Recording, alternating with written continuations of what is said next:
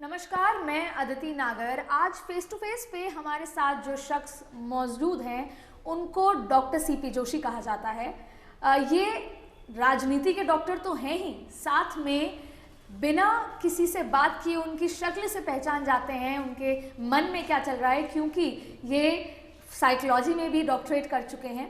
हम बहुत बहुत स्वागत करते हैं आपका, और आज जो आपको नई जिम्मेदारी दी गई है उसके लिए बहुत बहुत बताइए। डॉक्टर साहब, जो अभी तक का जो सफ़र रहा उसमें आप लोगों को संबोधित करते थे, आपको लोग सुनना चाहते थे, लेकिन अब जो आपका सफ़र शुरू हुआ है खास तौर पे, उसमें आपको लोगों को सुनना होगा। कैसा परिवर्तन है ये? ये परिवर्तन एक सुखद परिवर्तन है। राजनीति में यह भी एक अवसर आना चाहिए जब आप दूसरों की बात सुन सकें। अभी तक हम अपनी बात कहते रहे। मैं समझता हूँ कि ये एक अवसर है, जिस अवसर पर जो कुछ मुझ में कमी है उस कमी को मैं ओवरकम कर पाऊँगा, और यदि मैं सुनने की क्षमता डेवलप कर पाया तो हो सकता है मैं और ज़्यादा अच्छे ढंग से राजनीति को समझ सकूँगा। डॉक्टर साहब, आप केंद्र में मंत्री रह चुके हैं, आप राजस्थान में मंत्री रह चुके हैं, तमाम और संगठन में भी आपने कई बार काम किया। आपके समर्थक जब आप चुनाव लड़ रहे थे तब पहले ये था कि टिकट मिलेगी, फिर टिकट मिली, फिर जब आप जीत कर आए तो था कि मंत्री बनेंगे। वो सारे समर्थक ये चाहते थे कि मंत्री बने। अब आप इस संवैधानिक पोस्ट पर आ चुके हैं, तो इसको कैसे न्याय देंगे? तमाम चीज़ें जो आपके समर्थकों का आपसे मोह है, कैसे रहेगा? नहीं, राजनीति में जो भी हाईकमान निर्णय करता है उस काम को मैं करने का काम करता हूँ। मैं 10 साल विधायक रहा जब कांग्रेस की सरकार थी 80 से 90। मुझे जब अशोक गहलोत जी दोबारा मुख्यमंत्री बने 98 में, तब उन्होंने मुझे कैबिनेट मिनिस्टर बनाया। तो 98 से मैंने 5 साल तक कैबिनेट मिनिस्टर के रूप में अशोक गहलोत जी के साथ काम किया। फिर मुझे प्रदेश कांग्रेस कमेटी के अध्यक्ष का अवसर भी मिला, और उसके बीच में मैं विरोधी पक्ष के एमएलए के रूप में भी अपना काम मैंने किया जब वसुंधरा जी मुख्यमंत्री बने।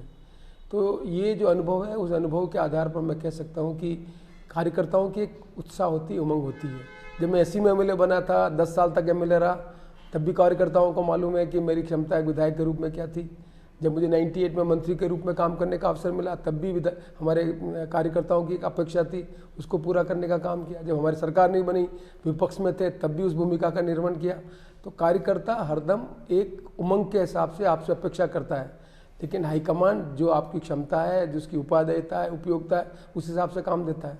जो काम मुझे दिया है वो काम मेरे लिए एक अच्छा काम है, क्योंकि मैं भारत सरकार में मंत्री रहा हूँ। इसलिए ये अवसर है, जिस अवसर पर इस पद की गरिमा के अनुरूप मुझे काम दिया है, तो मुझे अच्छा लगा कि हाईकमान ने मुझे इस पद के लायक समझा और मुझे जिम्मेदारी दी। और डॉक्टर साहब, लेकिन आपके लिए खास तौर पे कहा जाता है कि जब आपको ये पद दिया गया तो लोग कह रहे थे कि ये शरीर को सांसों से दूर करने वाली बात है, क्योंकि सक्रिय राजनेता आप रहे हैं। तो उस लिहाज से मैं जानना चाह रही हूँ कि कितना डिफिकल्ट होगा जहाँ आप सक्रिय राजनीति में रहे हैं, चाहे दिल्ली से लेकर राजस्थान। आप एक बहुत खाँटी पॉलिटिशियन, उम्दा पॉलिटिशियन के नाम से, तो अब एक ये पोजीशन जहाँ पे आप जातिवाद से ऊपर उठकर, और इनफैक्ट जो बीजेपी दलों से ऊपर उठकर आपको अब तमाम चीज़ों को देखना होगा, तो वो कितना बड़ा परिवर्तन है? हाईकमान ने आपकी क्षमता के अनुरूप आपको काम दिया। मैं ही सीपी जोशी था जिसके बारे में कहा जाता था कि एग्रेसिव है, एब्रेसिव है, कांग्रेस पार्टी का अध्यक्ष का पद नहीं संभाल सकता है। मैंने पद का काम भी किया, और राजस्थान में कांग्रेस सरकार लाने में भी अपनी भूमिका का निर्वहन किया।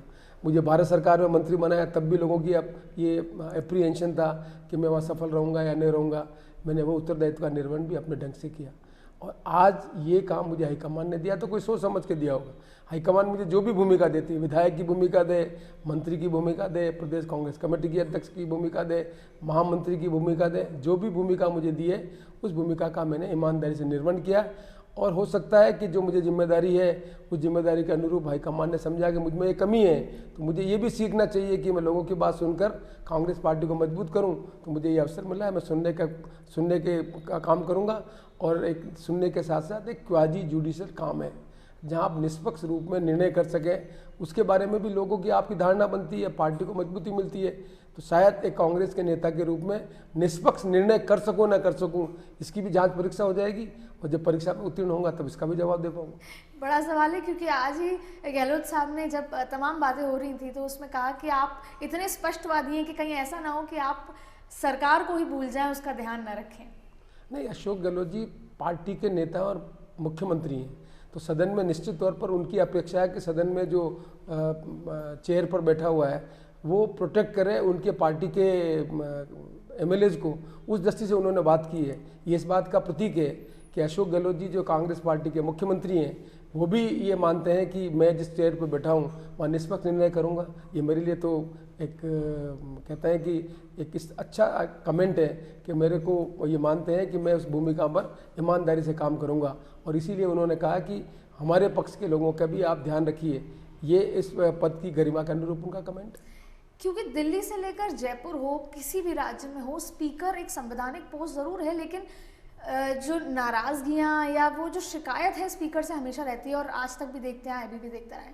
ज़बान बोली की बहुत महत्व होता है ऐसे में। और पुराने कई बार हमने देखा विधानसभा में, अगर पिछले बार दौर की ही बात करें तो कई तरह की शब्दावलियों का इस्तेमाल हुआ, कई तरह की बातचीत हुई।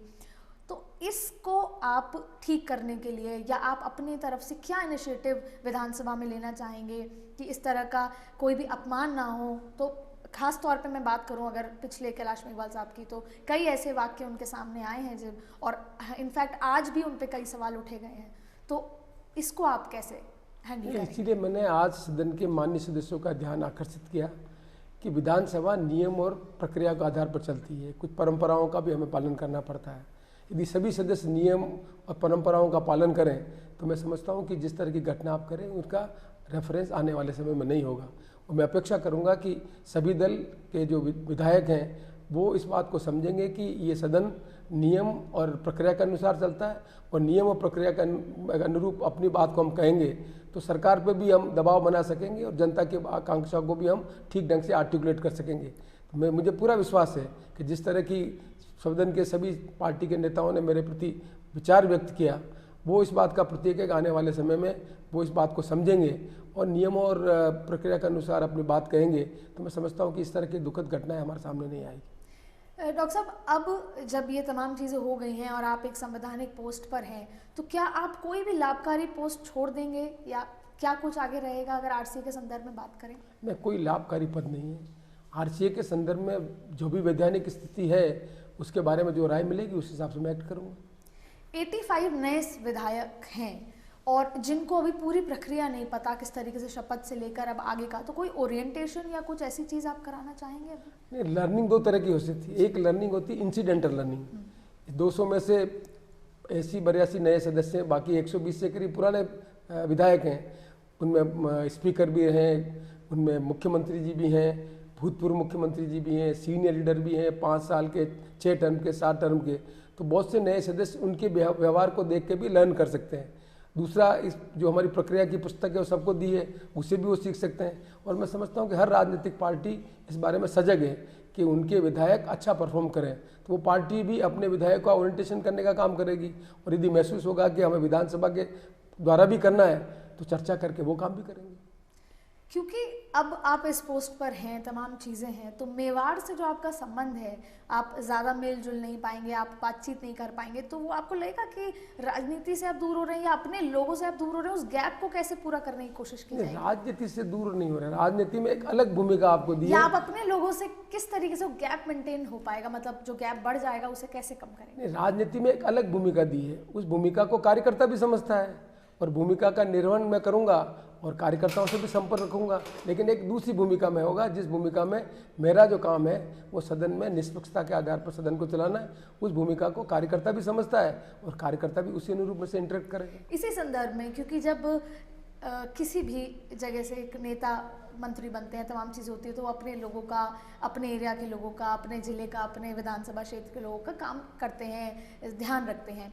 अब जब आपको विधानसभा स्पीकर बनाया गया, उससे पहले जब आप विधायक चुने गए, तो आपके मन में भी होगा कि अगर मैं मंत्री बनूं तो ज़्यादा बेहतर है, क्योंकि मैं वो लोग जो मुझे जिता कर लाए हैं उनके लिए मैं कुछ कर पाऊंगा, तमाम चीज़ें। नहीं, मैं ज़्यादा जानकारी रख के और प्रभावशाली ढंग से अपने इलाके का विकास का काम कर सकूँगा। जब आप सदन पे इस चेयर पर बैठे हुए हैं तो सरकार किस तरह की नीतियां बना रही है उसकी जानकारी आपके पास रहेगी। तो उन नीतियों के आधार पर उस क्षेत्र के विकास करने की जो संभावना है, उन संभावना को निश्चित तौर पर हमारे कांग्रेस पार्टी के वहाँ हमारे अध्यक्ष हैं, हमारे कार्यकर्ता हैं, वो उनको बात को समझेंगे और उन चीज़ों को ठीक ढंग से हम सदन के माध्यम से नहीं रख सकेंगे, लेकिन सरकार का ध्यान एक विधायक के रूप में उठाने की जो जिम्मेदारी है वो हमारे कार्यकर्ता करेंगे। ठीक उसी तरह जैसे अभी आपके लिए गहलोत साहब ने कहा कि सरकार का ध्यान रखना, तो आपको इस पूरे प्रक्रिया में, इस पूरे इंसिडेंट में लगता है गहलोत साहब ने आपका ध्यान रखा? गहलोत साहब ने, कांग्रेस पार्टी के जो प्रदेश अध्यक्ष हैं और राजस्थान में जो कांग्रेस की सरकार है, वो सरकार और पार्टी दोनों ही मिलकर नाथद्वारा विधानसभा क्षेत्र के विकास का ध्यान रखेंगे। तो गहलोत साहब, अब जो हाल ही में जो पूर्व स्पीकर रहे हैं और 1 महीने पुराना वो इंसिडेंट रहा है, आप ऐसी चीज़ों को कैसे देखते हैं और बहुत बदलाव है, आप कैसे न्याय भी करेंगे? उन्होंने अभी आवंटन किया विधायकों को नए मकान का, तो नहीं लगता आपको कि उनको अपने इस पद से मोह छोड़कर ये सब नहीं करना चाहिए? मैं इस पर कमेंट नहीं करता, अभी मुझे 1 ही दिन हुआ है, पत्रावली देखने के बाद इस संबंध में कमेंट कर सकूँगा। गहलोत साहब, आप जो अशोक गहलोत जी से जब भी हमने पूछा उनके पुत्र के बारे में, तो उन्होंने कहा कि वो नाथद्वारा से पीसीसी सदस्य भी रह चुके हैं, और जब भी कुछ राजनीति की बात होती थी तो वो हमेशा कहते थे कि इसका जवाब सीपी जोशी साहब देंगे। तो आज आपसे ये सवाल है कि क्योंकि राजनेता का बेटा राजनेता बनता है, तो पॉलिटिशियन का बेटा अक्सर पॉलिटिक्स में आता है, तो क्योंकि आपके साथ वो काम कर चुके हैं, तो आप उसके लिए क्या कहेंगे कि वैभव गहलोत को आप इस राजस्थान की राजनीति में कहाँ देखते हैं? पहली बार जब वसुंधरा जी की सरकार बनी थी तब मैं विधायक था, और मैंने विधानसभा के बाहर जब यूथ कांग्रेस का संघर्ष हो रहा था तब वैभव गहलोत को एक कार्यकर्ता के रूप में संघर्ष करते हुए देखा। तो वैभव गहलोत उस समय अशोक गहलोत मुख्यमंत्री के पुत्र नहीं थे, एक कांग्रेस के कार्यकर्ता के रूप में मैंने उनको देखा है, और कार्यकर्ता के रूप में लंबे समय से मैं देख रहा हूँ कांग्रेसी कार्यक्रमों में भागीदारी निभाना, संजीदगी से अपनी बात को कहना, कार्यकर्ताओं से मिलना, ये उनका गुण है। उस गुण से मैं आशा करता हूँ कि आने वाले समय में एक सफल राजनीतिक होंगे।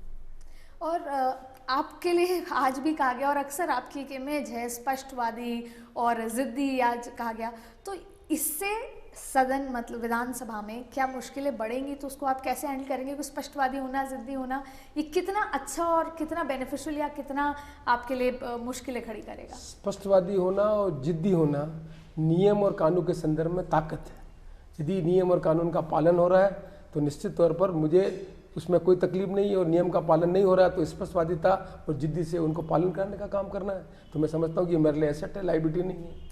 वो सारी चीज़ें समझना चाहेंगे जोशी साहब कि अब क्योंकि आप स्पीकर हैं, तो वो किसी भी काम को जब हम लेते हैं तो एक क्रिएटिव इनोवेशन चीज़ें लाते हैं, बदलाव लाते हैं। आज तक जो होता आया है वो ना हो, कुछ और बेहतर तरीके से हो, तो वो क्या लिस्ट में आपके चीज़ें हैं जो आप चाहते हैं एज अ स्पीकर आप बदलाव लाएं? जब विधानसभा कॉन्स्टिट्यूट हुई 1952 में, जो सदन की परंपरा है, नियम है, तब हमने एंटीसिपेट नहीं किया था कि आरटीआई भी आएगी, तब हमने एंटीसिपेट नहीं किया था कि आईटी का रोल भी होगा। आज का जो मतदाता है वो ज़्यादा जागरूक है, उसके पास जानकारियाँ बहुत ज़्यादा है, तारांकित अतारांकित प्रश्नों से भी ज़्यादा जानकारी आज आरटीआई के माध्यम से ले सकते हैं। ज़माना बदल रहा है, चीज़ें बदल रही है, नौजवान पीढ़ी के लोगों की एस्पिरेशन बढ़ रही है, उनके इश्यूज अलग हैं, तो आज ज़्यादा आवश्यकता है कि हम उन चीज़ों को समझें, और हम समझें कि आने वाले समय में साइबर क्राइम क्या होता है। साइबर क्राइम के अलावा आज जिस नौजवान पीढ़ी के लोग जो मोबाइल देख रहे हैं, फेसबुक पर, ट्विटर पर जो चीज़ें आ रही है वो डिजायरेबल है या नहीं है, ये एक तरह से इंस्ट्रूमेंट है जिससे हमें ज्ञान की जानकारी मिलती है, दूसरी तरह से अज्ञान की जानकारी भी मिलती है। आज इसके कारण समाज में जो विद्वेष पैदा हो रहा है उसको भी टैकल करने की आवश्यकता है। इसलिए जैसे जैसे नए चैलेंज आएंगे वैसे वैसे चैलेंजेस को आत्मसात करके विधानसभाओं को भी एड्रेस करना पड़ेगा। और मैं समझता हूँ कि आने वाले समय में इन सब चीज़ों के बारे में विधानसभा में चर्चा होगी। डॉक्टर साहब, अक्सर ये देखा गया है कि विधानसभा में जनहित के सवाल होते हैं, कई बार विधायक सवाल करते हैं, लेकिन समय कम होने के बारे में या रिसर्च कम होने के बारे में वो सवाल नहीं लेते और फिर ऐसे ही समय चला जाता है। और आप क्या इस बार ये सुनिश्चित करेंगे कि जो पिछले कई ऐसे सवाल जो रह गए, जो जनहित के लिए हैं, उनको दोबारा लाया जाए, या अब ऐसे सवाल आएँ तो विधायक उनका जवाब दें, जाएं रिसर्च करें और फिर आके विधानसभा में जवाब दें? किसी भी पार्टी का विधायक प्रभावशाली भूमिका तभी निभा सकता है जब उसके पास जानकारी ज़्यादा हो। और जानकारी के आज की डेट में बहुत सी अवेलेबल मीडिया चीज़ें अवेलेबल है, हमारी लाइब्रेरी भी है, गूगल के माध्यम से भी लोग जानकारी ले सकते हैं। आज की डेट में जितनी जानकारी ज़्यादा होगी, कम समय में प्रभावशाली ढंग से अपनी बात को रख सकेंगे। और विधानसभा का टाइम फ्रेम है, विधानसभा पे 2 बाध्यता है, एक तो 11 बजे शुरू होगा और ऑलमोस्ट 5 बजे समाप्त होगा। 11 बजे शुरू होने के बाद क्वेश्चन आवर होता है, 0 आवर होता है, गवर्नमेंट का बिजनेस होता है। तो इन सब चीज़ों में जो एमएलए इफेक्टिव ढंग से अपनी भूमिका निर्वहन करना चाहता है उसे जानकारी ज़्यादा होनी चाहिए और प्रभावशाली ढंग से कम समय में कैसी बात कह सके, तभी वो इन चीज़ों का लाभ उठा सकेगा। मैं समझता हूँ कि राजनीतिक पार्टियां भी इस बारे में सजग है, विधायक भी सजग है, और जिसको पॉलिटिकल कैरियर बनाना है वो इसका लाभ उठाने का काम करेगा। संयम लोढ़ा जी ने भी कहा कि कम से कम साल में 60 बार तो चलना चाहिए, और गिनती अब देखते ही देखते कम होती जा रही है, तो इसको लेकर आपकी कोई प्लानिंग रहेगी आगे? नहीं, हम राजनीतिक पार्टी के जितने भी हमारे नेता हैं उनसे चर्चा करेंगे कि किस तरह से हम बेहतर इस समय का उपयोग ले सकें। क्वेश्चन आवर का समय जिसमें मूल प्रश्नकर्ता 2 प्रश्न पूछ सके, सप्लीमेंट्री प्रश्न इस तरह के होने चाहिए जो स्पेसिफिक हो। दूसरे और माध्यम है, कॉल अटेंशन मोशन है, हाफ आवर की चर्चा है और डिमांड की चर्चा है। उन सब चीज़ों का उपयोग लेकर हम कैसे बेहतरीन ढंग से हाउस को चला सकें, इसमें यदि कंसेंस बन जाती है तो कोई तकलीफ नहीं है। 60 दिन क्यों, ज़्यादा दिन चलना चाहिए, क्योंकि अल्टीमेटली जनता की रिलीफ कैसे मिलती है? सरकार जब चुनी जाती है वो पॉलिसी बनाती है, इम्प्लीमेंटेशन तो ब्यूरोक्रेसी करती है। तो कमी और खामी का सामना आता है तो ब्यूरोक्रेसी अकाउंटेबिलिटी होती है। जितना सदन ज़्यादा चलेगा उतना प्रभावशाली ढंग से जनता की समस्याओं का निराकरण होगा, सरकार भी अकाउंटेबल होगी, विरोधी पक्ष भी सजग होगा। इसलिए मैं समझता हूँ कि सब राजनीतिक पार्टी के नेता मिलकर चर्चा करेंगे तो इसमें कोई तकलीफ नहीं है कि हम सदन को लंबे समय तक क्यों नहीं चला सकते। डॉक्टर साहब, लंबे समय तक आप दिल्ली रहे हैं, दिल्ली की राजनीति रही है, और ये भी अटकलें लगाई जा रही थी कि आपको सांसद चुनाव लड़ा जाएगा, लेकिन अब आप स्पीकर उस पर हैं। एक बार फिर ये सवाल कि कोई लेश मात्र आपके मन में कभी ये ख्याल कि मैं एकदम एक्टिव राजनीति में रहता तो बेहतर होता मेरे लिए? नहीं, मैं 1980 में एमएलए बन गया, आज 38 ईयर्स हो गए। कोई आदमी सरकारी नौकरी में होता है भी 30 ईयर्स में रिटायरमेंट हो जाता है। तो आज जिस भूमिका में मैं हूँ उस भूमिका में जो उत्तरदायित्व मुझे हाईकमान ने दिया है मैं उसे ईमानदारी से निर्वहन करने का काम करूँगा। उससे मेरे खुद की व्यक्तिगत लाभ भी होगा और व्यक्तिगत एक पद जो मुझे मिला है, संवैधानिक पद, उसमें अपनी क्षमता का प्रदर्शन करने का भी मौका मिलेगा। मैं समझता हूँ कि राजनीतिक में हर पार्टी के कुछ लोगों की ऐसी आवश्यकता होती है जो इन सब चीज़ों को समझते हों और आगे जाकर पार्टी के लिए एसेट हों।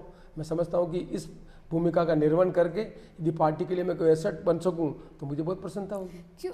क्योंकि ये बहुत ही अलग मोमेंट हुआ होगा जब आपको ये पता लगा होगा, या आज जब आपने अध्यक्ष पद की शपथ ली होगी आपने, क्योंकि ये सारी दलों से ऊपर उठकर जब ये राजनीति आती है, वो सारा जो 38 साल का आपने समय निकाला है, जब कांग्रेस के लिए आपने तमाम राजनीति की है, कांग्रेस के लिए, और बार बार आपने बीजेपी को हर तरीके से घेरा होगा, यहाँ पर आकर जब उस सीट पर आप बैठे होंगे तो वो क्या भाव थे उस समय जब आप उस सीट पर बैठे, जहाँ पर आपने अपने आप को कहा होगा कि अब मैं इस दलगत राजनीति से ऊपर उठ के काम करने वाला हूँ? नहीं, आप एक वकील लंबे समय तक प्रैक्टिस करता है, फिर वो हाई कोर्ट का जज बनता है, तब भी वो सुनकर निर्णय करता है, तो वही वकील सफल जज भी होता है।